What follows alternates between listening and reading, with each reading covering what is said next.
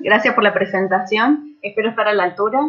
La única aclaración es que en las cátedras en las que participo en la Universidad Católica es cátedra de Química Analítica 1, 2 y la cátedra de Virología. Hay muy buenos profesionales en la química, de análisis clínico, pero no estoy incluida en esa lista.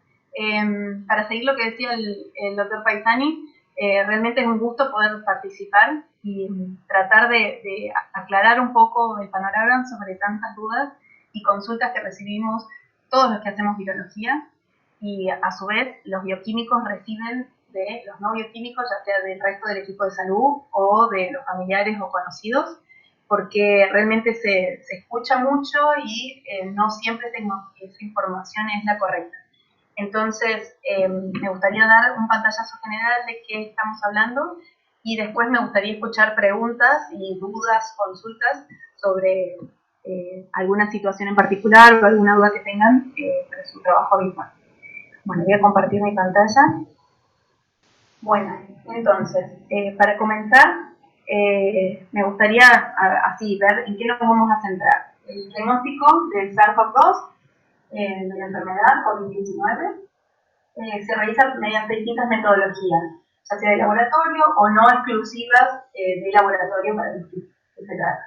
Estamos hablando desde antígenos versus, vamos a hablar de cómo se diferencian y en qué se pueden utilizar desde antígenos PCR y test de anticuerpos. Para ver dónde estamos parados, tenemos que, porque cada uno de estos test tiene un uso diferente de acuerdo a la situación epidemiológica en la que nos encontremos y en qué momento de la pandemia estamos. Entonces, al comienzo de la pandemia tenían una utilización que después se fue ampliando, reemplazando o anexando nuevas metodologías que al principio de la pandemia no existían. Para ver este escenario en donde estamos, en Argentina tenemos pasados los 900.000 casos, eso ya lo saben, estas son cifras cargadas hasta el 13 de octubre. Fíjense que desde la provincia de Córdoba estamos cuartos en el número de casos y en Argentina estamos quintos a nivel mundial, después de Estados Unidos, India, Brasil y Rusia, que son países que son muy populosos, así que espero que no estemos ni siquiera cerca de esos números de casos. Con respecto a cómo está distribuida la infección, con respecto a los rangos etarios, esto ya lo conocen, también del tercero. ¿Sí? El mayor número de casos se encuentra en este rango etario, a partir de los 20 años y hasta los 60, donde está la mayoría, más del 70% de los casos. Y con respecto a la tasa de letalidad, es decir, el número de muertos con respecto al número de infectados, es esta línea verde, fíjense que asciende a medida que aumenta la edad de los infectados. Los mayores de 60 son los más afectados.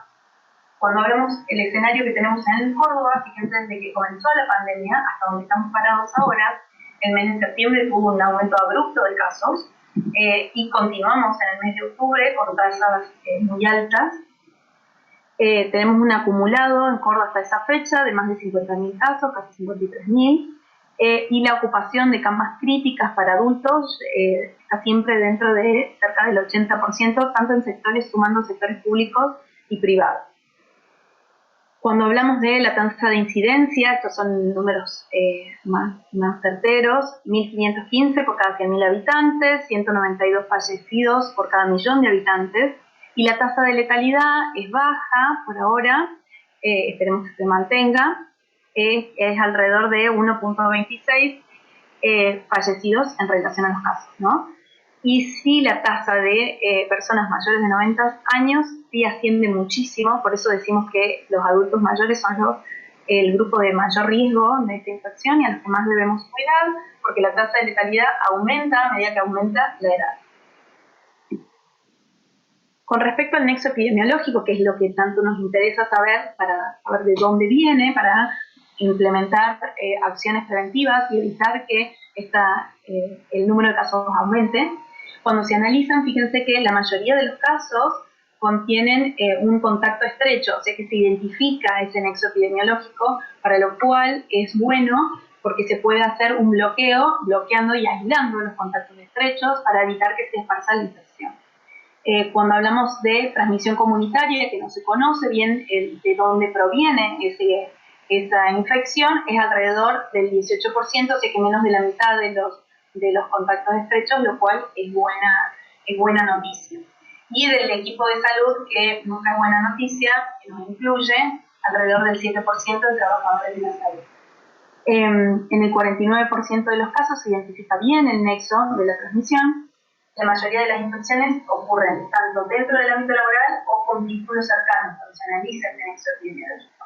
O sea que estamos hablando de que estamos conscientes cuáles son las situaciones de riesgo en las que estamos expuestas. Entonces, inevitablemente se relaciona con las medidas de prevención, el uso de tapabocas y la higiene, lavado de manos, uso de alcohol en gel, la distancia, todas estas cosas se tienen que mantener.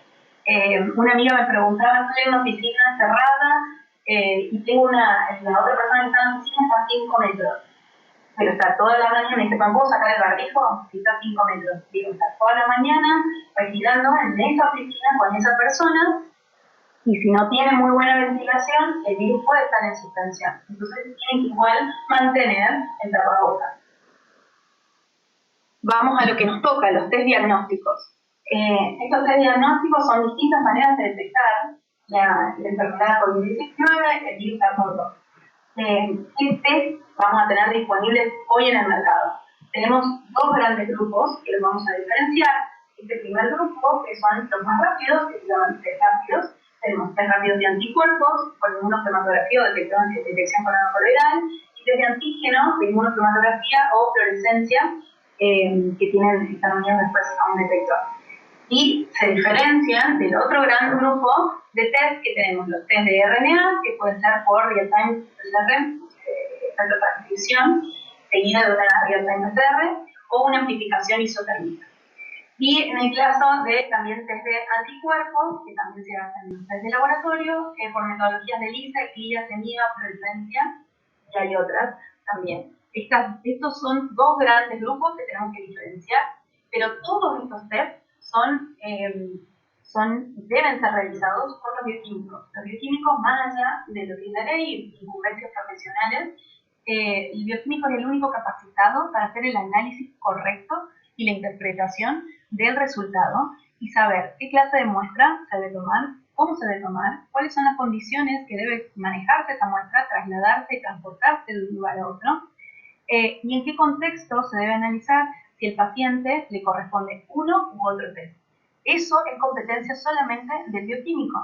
Entonces, la realización del test está en manos del bioquímico, y por más de que los test rápidos planteen una interpretación mucho más sencilla, mucho más llana, para saber cuáles son los casos positivos y cuáles son los casos negativos, en ningún momento se puede equiparar a una interpretación de, por ejemplo, un test de embarazo que se puede adquirir en la farmacia. Estos test no se pueden adquirir en la farmacia y no los puede interpretar otro profesional del equipo de salud que no sea un bioquímico.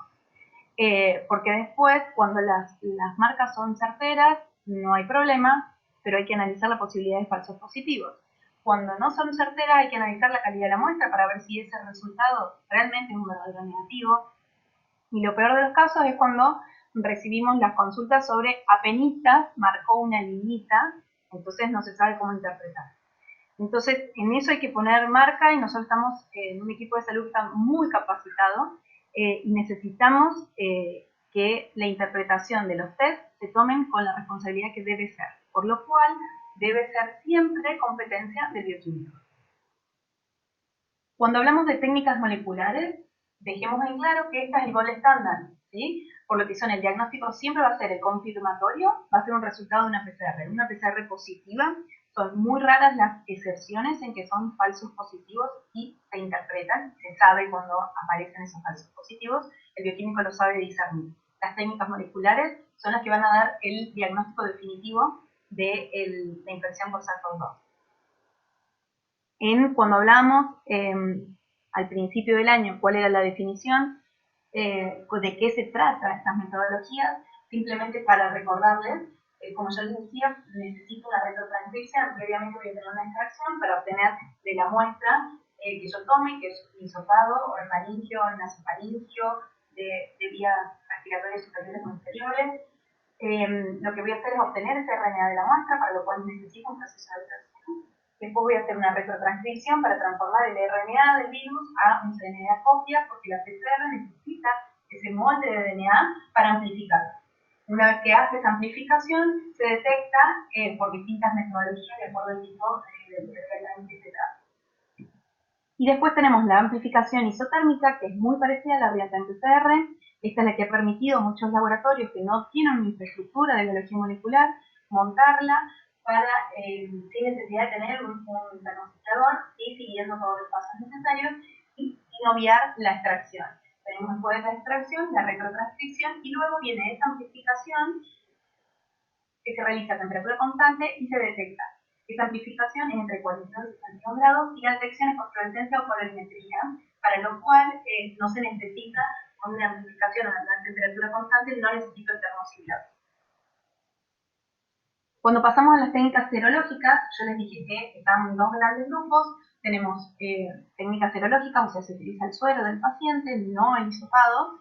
Se utiliza el suero del paciente y se puede identificar anticuerpos, y se puede identificar esos anticuerpos tanto por test rápido como test de laboratorio. Entonces, específicamente en técnicas de laboratorio van a ser las que van a demostrar un contacto más certero con el virus, porque son las que tienen más sensibilidad respecto a los test rápidos, por lo que igual, como no son las técnicas gold estándar, necesitan ser confirmadas y contrastadas. Siempre son metodologías complementarias, a eso me refiero a las metodologías de PCR. Cuando hablamos de esa serología, tenemos distintas metodologías para detectar IgM, IgA o IgMA juntas, IgG o anticuerpos totales. Puede ser por ELISA, por quimioluminiscencia o por electroquimioluminiscencia. Estas son las más comunes que nos permiten hacer la identificación de esos anticuerpos. Y cuando pasamos específicamente a los test rápidos, ayudan al diagnóstico, pero deben ser entendidas y usadas en un contexto específico. Los test rápidos en otras patologías se utilizan en momentos de emergencia. Un test rápido de VIH, por ejemplo, es más clásico, un test rápido de antígeno de superficie de hepatitis B. Se utilizan, por ejemplo, para embarazadas que llegan en el momento de dar a luz y no han tenido un control serológico previo. Son rápidas, por lo cual nos dan información que es importante, pero hay que mantenerlo entre comillas, porque los test rápidos no tienen la sensibilidad y la especificidad que tienen los test de laboratorio. Entonces, si bien los test de laboratorio demoran más tiempo y son más costosos, el resultado es mucho más confiable que el resultado de un test rápido. Entonces, los test rápidos se empiezan a utilizar en un contexto de pandemia como en el que nos encontramos hoy, que nos permiten tener resultados, aumentar lo que llamamos el valor predictivo positivo, porque la prevalencia es mayor. Entonces, se van a seleccionar cuáles son los casos y condiciones que debe cumplir el paciente para utilizar hoy por hoy, que es el que está en boga, el test de antígeno, que se utiliza en el mismo periodo que se usaba la PCR. Ya lo vemos más adelante. Entonces, esos test rápidos tenemos detección de IgM o IgG, que es por inmunotomatografía, marca la presencia de esos anticuerpos, y siempre van a tener el ensayo, la línea de control y la del test, y donde se pone la muestra, ¿no? El ensayo dura entre 10 y 20 minutos, va variando de acuerdo al fabricante, pero como les decía, se utilizan, según NADMAT, específicamente los de anticuerpos, solamente se utilizan en entornos de investigación epidemiológica y no de diagnóstico. Esta característica no ha cambiado desde el inicio de la pandemia. Sé que los test rápidos para anticuerpos no me permiten hacer un diagnóstico certero. A eso vamos. Cuando hablamos de detección de antígeno, que son los nuevos test que han aparecido en el mercado, que han ingresado a la Argentina y que están aprobados por ANMAT, tenemos esos dos tipos de inmunotomatografía y fluorescencia. También vienen en formato de cassette, también demoran 15 minutos, de 10 a 20, pero se utilizan como complementos de la PCR. Ya vamos a ver, en distintos algoritmos diagnósticos, en distintas situaciones y contextos epidemiológicos, pueden estar compartiendo el periodo de testeo con la PCR, pero nunca van a llegar a tener el diagnóstico, nunca van a hacer un diagnóstico tan certero como es una PCR. ¿Cómo vamos a hacer para usarlos? ¿Cuándo tendrían estas indicaciones, digamos, de uso? Partimos de la historia natural de la infección. ¿Qué sucede si el hombre no interviene? Tenemos al principio, sí, un periodo de ventana, como todo, hasta que se detecta, que puede ser X de acuerdo a la metodología, esos periodos de ventana van cambiando. Tengo una primera etapa que es asintomática, y después comienzan los síntomas. En el caso de que el paciente sea asintomático, hay algunos que lo cursan con una sintomatología muy leve o son directamente asintomáticos. Con respecto a los síntomas, después comenzamos, acá van a ver la línea azul, lo primero que aparece en el organismo de la persona es el ácido nucleico del virus, por lo cual se hace el análisis del PCR y también empiezan a aparecer los antígenos virales, por lo cual también se hacen análisis del test rápido del antígeno viral. Después, como el resto de las infecciones, la primera inmunoglobulina que aparece, que está en verde, es la inmunoglobulina M, y cuando empieza a bajar la cantidad de inmunoglobulina M, empieza a aparecer la cantidad de IgG. Hay variables, hay distintas, de acuerdo a los autores de distintos trabajos, de distintas publicaciones, esos días van variando, pero para que se entienda, en general, luego del día 7 es cuando comienza a aparecer la IgM y se empieza a detectar, tenemos un pico cerca del día 11, y cuando empieza a descender, empieza a aparecer la IgG, que tiene un aumento ya después del día 15, y tiene el pico después del día 21, ya tiene más o menos el pico de máxima sensibilidad para respecto a las metodologías diagnósticas. Sabemos que la IgM desaparece, el ácido nucleico y el antígeno desaparecen cuando la persona lo resuelve y mantiene una inmunidad de IgG, que es la marca de memoria que aparece en el organismo del paciente. Entonces, ¿qué usamos los primeros 7 días de la infección? Se usan los test moleculares porque se busca el ácido nucleico y la detección de antígenos. Es muy importante tener claro que no se pueden equiparar porque la sensibilidad y la especificidad es muy diferente. Hablamos de test moleculares que tienen una sensibilidad arriba del 95-98% comparado con los test rápidos de detección de antígeno que van a partir del 65-70%, los mejores tienen 85-80%, 90% de acuerdo a algunos fabricantes, pero nunca van a llegar a una alta tasa, digamos, de verdaderos negativos. Hay mucha cantidad de falsos negativos en pacientes que tienen síntomas, que han estado en contacto, o sea, son contactos estrechos, si un caso positivo presentan síntomas, se hacen marcación de antígenos y les da negativo. En esos casos, se sabe que cuando tenemos ese contexto de un paciente que estuvo en riesgo de contagio, que presenta síntomas y el antígeno da negativo, se debe hacer una PCR. El diagnóstico de PCR siempre nos va a servir para hacer el diagnóstico en etapa precoz, porque tampoco va a marcar bien el antígeno, y el paciente tenga o no tenga síntomas, la PCR va a dar positivo. Y después va a ir declinando la carga viral, va cambiando de acuerdo al paciente cuánto se va a extender en el tiempo. Y el antígeno, lo que les decía, el mayor valor predictivo positivo va a ser en estos contactos estrechos y que tengan síntomas. En los pacientes es más factible que yo tenga un verdadero negativo porque los positivos aparecen. Más fácil, lo más difícil es discriminar cuando un negativo es verdadero. Después del día 7 de la infección, ¿qué sucede? Yo tengo, test moleculares, se utilizan test moleculares y test serológicos. Teniendo en cuenta que a partir del día 7, si bien la PCR empieza a disminuir la cantidad de virus dando vuelta, disminuye la carga viral, entonces ahí tengo las PCR que me pueden dar positivas o puedo tener resultados negativos, porque la muestra es tardía.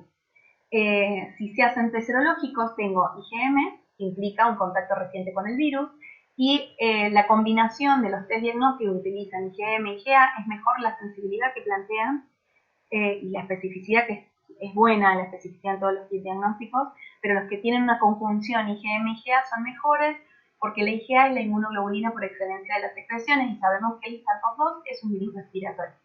Entonces, después de que el linfocito hace el switch y empieza a producir otro tipo de inmunoglobulinas diferentes al IgM, la IgA es la que se encuentra en mayor cantidad y después empieza a aparecer la G. Entonces, ayuda mucho al diagnóstico de la sensibilidad. Entonces, estos son los mejores tips. ¿Qué pasa con estos test serológicos? Ya sea los trajes de IgM, en este caso, después del día 7, porque IgG no aparece cerca del día 7, entonces más adelante sí va a aparecer el IgG, pero cualquiera de estos resultados positivos tanto en la M como en la G, o los anticuerpos totales, el cual puede, es la metodología diagnóstica que se eligió, tiene que hacer el paciente, tiene que hacer aislamiento y se debe tomar una muestra para realizar PCR. Porque dijimos que los test serológicos son complementarios a la PCR. En el caso de que la PCR dé positivo, se sigue el protocolo de un caso positivo, y si en la PCR negativa se puede levantar el aislamiento si la persona es asintomática y no tiene nexo.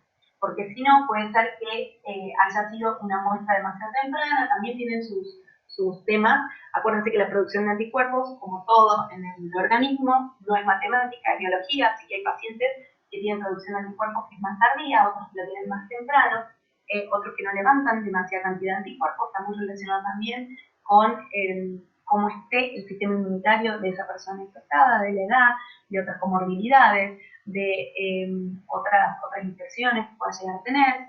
Entonces son muchos, digamos, son como muchas variables a tener en cuenta en el momento de interpretar los resultados. ¿Qué pasa después del día 15? La PCR tiene no hacerse, salvo que sea un paciente inmunocomprometido, que no puedo valerme de test serológicos, obviamente, entonces se hacen seguimientos por PCR, pero después del día 15, los test serológicos son los que se llevan, digamos, son el patrón de la vereda, sabiendo que la IgG empieza, tenemos los picos más altos, después del día 15, llegando al día 21, es cuando son los picos máximos, y en los test de anticuerpos totales, si bien empiezan a positivizarse tiempo antes del día 15, porque miden también IgM, algunos también miden IgA, la mayoría de los que se determinan como anticuerpos totales miden IgM, IgG, perdón. Pero estos test también de anticuerpos totales alcanzan su máxima sensibilidad después del día 15 porque tienen el componente IgG. Y recordemos que en proporción la cantidad de inmunoglobulina G siempre va a ser mayor al resto de las inmunoglobulinas. Entonces cuando yo más cantidad de IgG tengo, es cuando tengo mayor probabilidad de que la sensibilidad sea más alta.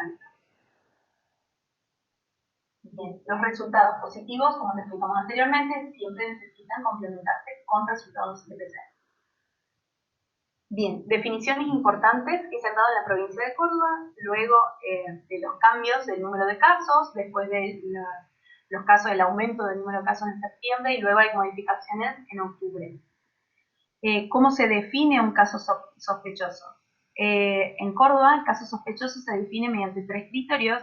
El primero es el más común, fiebre más de 37,5, síntomas respiratorios, dificultad para respirar, tos, le podemos anexar cefaleas, mialgias, diarrea o vómito, también pérdida del olfato o gusto, o pérdida del olfato o gusto sin las otras sintomatologías, que no tengan otra justificación esa pérdida del olfato o gusto. El criterio número 2 son síntomas que ocurren en trabajadores de salud o en instituciones cerradas como geriátricos, por ejemplo, personal esencial, residentes de barrios populares o pueblos originarios, y también contactos estrechos con los síntomas, presenta el criterio 1, dentro de los que hayan tenido contacto dentro de los 14 días. Ese es el criterio número 2.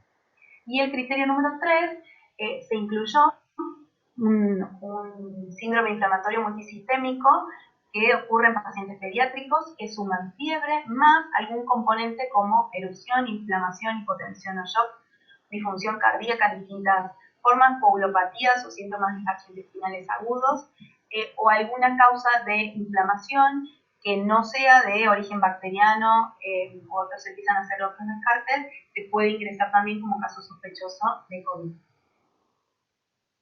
Caso confirmado por laboratorio. Esta definición viene para saber cuándo vamos a decir que es un caso positivo, que es lo que se va a cargar después en CISA. Ese caso sospechoso, cuando se hicieron análisis de RNA por distintas metodologías, ya sea el RT-PCR o la amplificación isotérmica y da positivo, o se hicieron análisis de antígeno positivo, en esos casos sospechosos que tengan síntomas ya sea leves o moderados, y se realiza el test de antígeno solamente en los primeros 7 días desde el inicio de los síntomas, por esto que les decía que después disminuye la cantidad, entonces tengo mucha más cantidad de falsos resultados negativos. Importante, los resultados de antígenos negativos no descartan la infección por SARS-CoV-2, deben ser si tengo un nexo epidemiológico, tengo sintomatología, tengo igual que hacer un análisis de PCR. Y lo que les contaba antes del criterio de casos sospechosos, de los 3 criterios en Córdoba, hoy se toma muestra para hacer antígeno. A partir del resultado del antígeno se analizará si se hace PCR o si se hace test de anticuerpos. Y también es importante, es muy importante, que ante todo caso, ya sea sospechoso o confirmado, se indica el aislamiento por 14 días, tanto al caso sospechoso como sus contactos estrechos. Siempre lo primero que se hace ante la mínima sospecha, que el paciente consulta al médico, llámese 800, una ambulancia o cualquier contacto que tenga con el sistema de salud, el paciente debe estar aislado por 14 días. Eso es lo que se indica para casos sospechosos y también a sus contactos estrechos hasta dilucidar cuál es el resultado del laboratorio de ese paciente sospechoso. ¿Cuándo sucede el alta de este caso confirmado? Se cambió, antes se hacían PCR sucesivas hasta encontrar los resultados negativos al principio de la pandemia, y hoy por hoy ocurre el alta 10 días después de la fecha de inicio de síntomas, o que te haya dado el test positivo, siempre y cuando el paciente esté asintomático, se haya recuperado y no haya requerido internación. Ese es el criterio de alta más común que tenemos. Acuérdense que la mayoría de los casos ocurren en los adultos jóvenes. Los adultos jóvenes tienen sintomatología leve o asintomáticos. Entonces a esos pacientes no se les hace un seguimiento después por PCR, sino que se les da el alta luego de 10 días de que el paciente ya se recuperó, pasa a ser asintomática y pasa a ser asintomático y no haya requerido internación, sino que pasó en los 14 días, los 10 días en su casa recuperándose, aislado, ¿no? ¿Cuál es la definición de un contacto estrecho? Puse esta foto a propósito porque fíjense que tenemos distintas formas, distintas variantes de usar el barbijo, no todas son correctas, ustedes saben. Entonces vamos a definir qué es contacto estrecho. Un contacto estrecho se clasifica como ese contacto que tuvimos desde las 48 horas previas al inicio de síntomas de caso de COVID-19. Cuando una persona empieza con síntomas, lo que se hace es pedirle que haga un detalle de cuáles fueron sus contactos estrechos, de que en las últimas 48 horas con quién estuvo en contacto. Ya sea, entran dentro de ese grupo aquellos que ofrecen cuidados a un caso confirmado y que no han tenido las medidas de protección personal adecuadas, o aquellos que han estado a menos de 2 metros o han estado más de 15 minutos junto con un caso confirmado sin las medidas de protección adecuadas. O sea que ¿dónde caemos siempre? Sin las medidas de protección personal adecuadas. A eso vamos con que hay algo tan básico como normas de higiene, normas de distanciamiento social o medidas de protección personal que son necesarias para disminuir, ninguna va a anular el 100%, pero disminuyen muchísimo la probabilidad de contagio. Cuando hablamos de personal de salud, este contacto estrecho se habla de estas personas que estuvieron a menos de 2 metros o más de 15 minutos con un caso confirmado sin el empleo de los elementos de protección personal o el empleo erróneo de elementos de protección adecuados. ¿Cuál es el criterio entonces que tomamos para la toma de muestras de estos contactos estrechos en localidades con brote activo? Se diferencian las que tienen brote activo y las que no.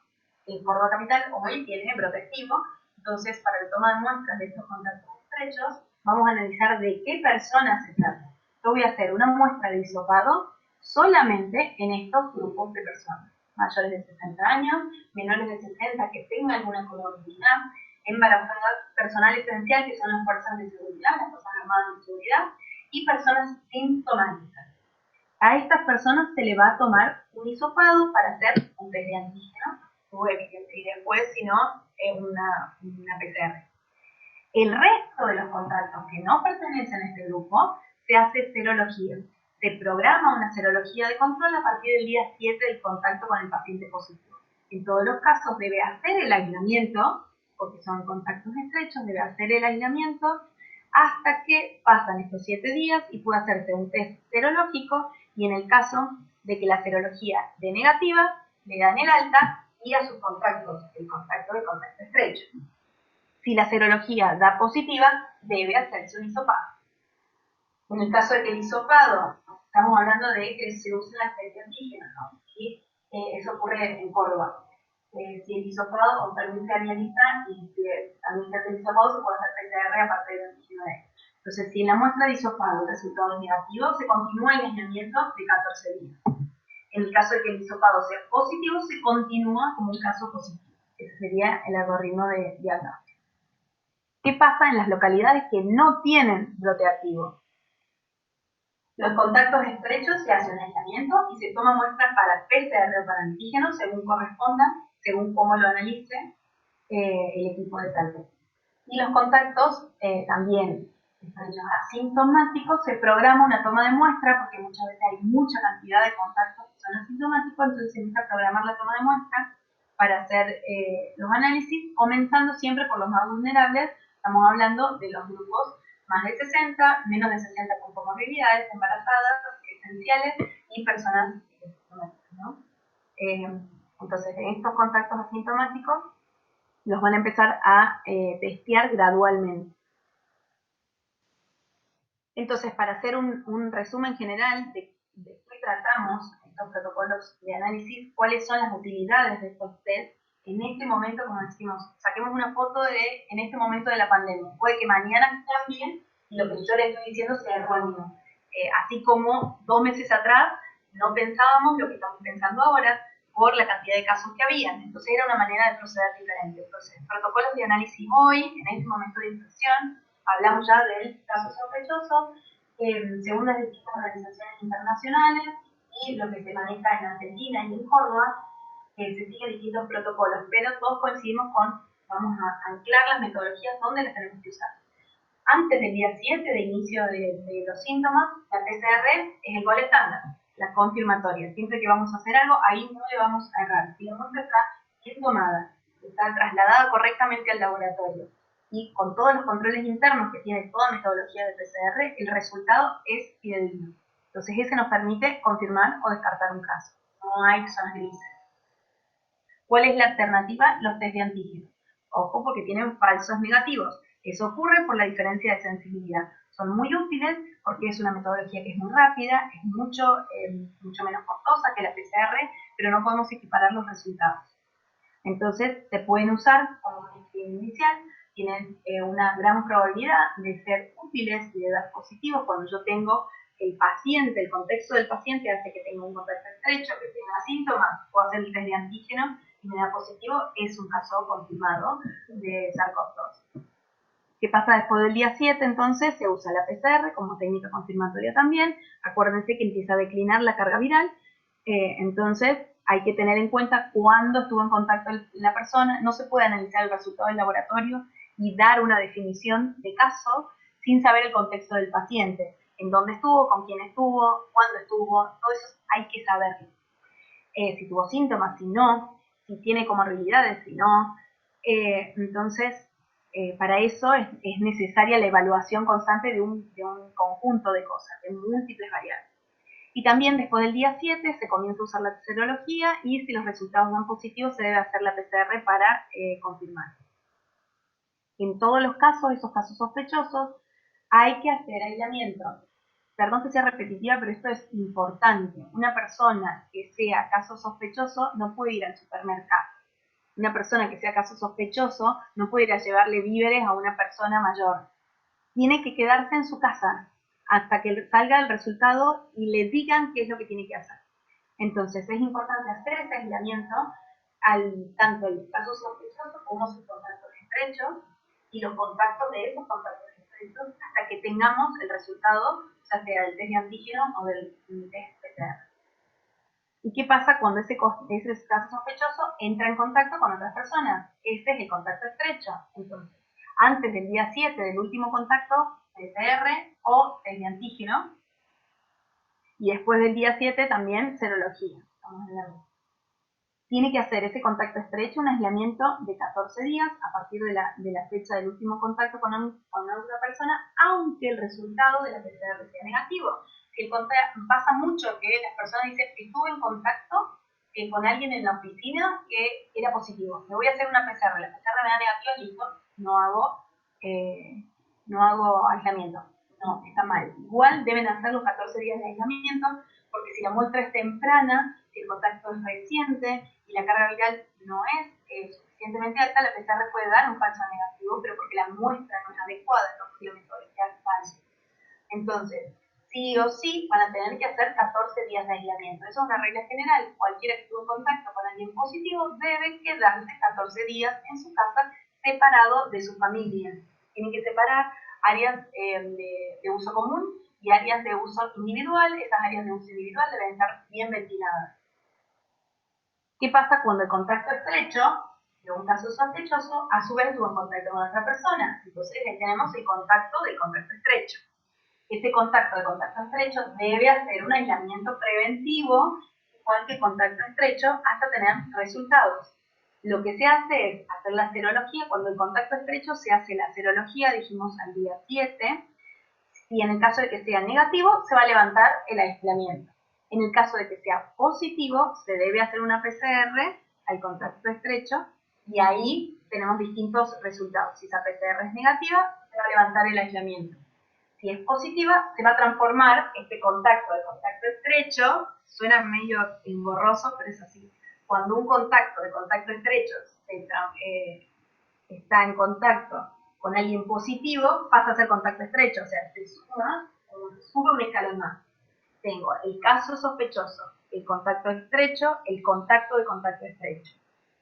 Si el caso sospechoso es positivo, el que está en riesgo directo es el caso sospechoso. Si ese caso sospechoso pasa de ese contacto estrecho pasa a ser positivo, el contacto de esa persona también está en riesgo. ¿Qué es importante? En esta definición de contacto estrecho, el personal esencial no debe aislarse cuando hay contacto de contacto estrecho. ¿Sí? Entonces, son mucho más necesarias las funciones y aparte tienen los elementos de protección personal para evitar contagiar al otro. Entonces esos no deben hacer el aislamiento. Criterios de alta, que lo veníamos diciendo antes, para separarlos en dos grupos.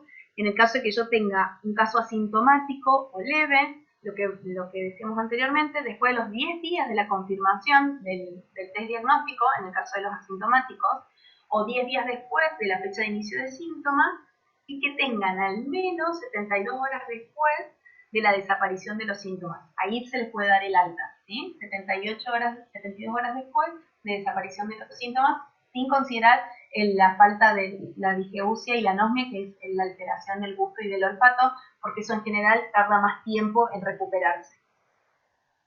Y en el caso de que el paciente haya tenido una enfermedad moderada o grave, se da el alta recién de 21 días, después de al menos 72 horas de la desaparición de los síntomas respiratorios, sin considerar esta alteración del gusto y del olfato, ¿sí? Pero ahí hay diferencias.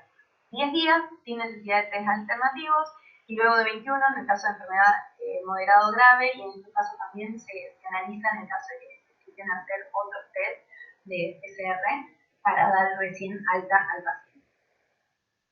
Y por último, me gustaría compartir una frase que en este momento de lío mental que tenemos y en la sociedad necesitamos pararnos un minuto y analizar cuál es la función que uno cumple dentro del equipo de salud, dentro de una familia y dentro de la sociedad, qué es lo que tenemos que hacer.